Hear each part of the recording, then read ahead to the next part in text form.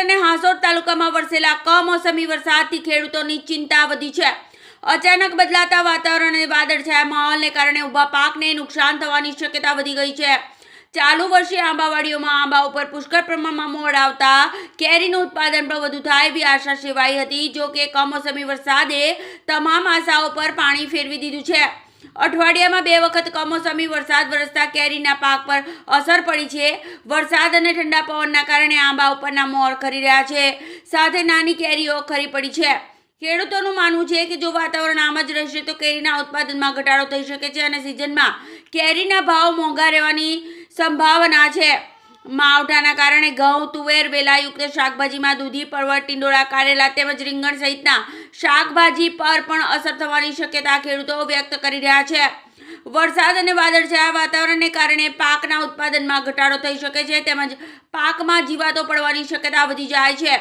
પાક હાલ વિકાસના મહત્વપૂર્ણ તબક્કામાં હોવાથી વરસાદી ભેજ અને ભીનાશના કારણે ઉપજ ઘટવાની શક્યતા છે, ત્યારે કમોસમી વરસાદના કારણે ખેડૂતોમાં ચિંતાનું મોજું ફરી વળ્યું છે। જમીયતભાઈ મગનભાઈ પટેલ, હું દીવા ગામનો ખેડૂત છું। આંબાની ખેતી સાથે સંકળાયેલો છું। આ વર્ષે આંબાનો પાક સારો હતો, શરૂઆતમાં લચકા લૂમ મોર હતો, પણ કુદરતી આફત એટલે કે કમોસમી વરસાદ થવાથી આંબાનો પાક બધો બળી ગયો છે અને ફરી પણ પાછું ગઈકાલે માવઠું થવાથી જે રહેલો કેલો થોડો ઘણો માલ હતો તેને પણ અસર થવાની છે અને આંબાની ઝીણી ઝીણી સુપારી જેવી કેરી થયેલી એ પણ ગળવા માંડેલી છે। એટલે ખેડૂતને આસમાની અને સુલતાની બેવ માર પડેલો છે।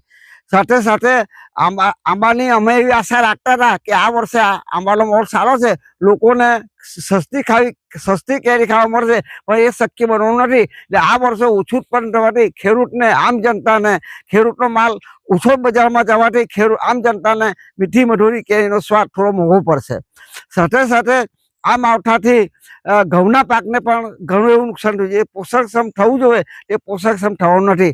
સાથે સાથે શાકભાજીના પાકની અંદર જે અત્યારે ફૂલ ફ્લોરિંગ સ્ટેજની અંદર છે, એટલે ફૂલ ફ્લોરિંગ સ્ટેજની અંદરથી માલ સારો નીકળે પણ બધું ફલીકરણ જે થવું જોઈએ તે થવાનું નથી અને ફૂલ બધા નીચે ગળી જશે। એટલે શાકભાજીનું ઉત્પાદન પણ ઓછું રહેશે, વેલાવાળા પાકને ખાસ નુકસાન છે અને આ ઓછું ઉત્પાદન આવવાથી માર્કેટની અંદર જે માલ આવશે એ ઓછો આવશે ને ઓછો આવવાથી ભાવ વધારે મળશે। એટલે આમ જનતાને, પબ્લિકને મોંઘા ભાવે શાકભાજી ખરીદવી પડશે અને ખાવી પડશે।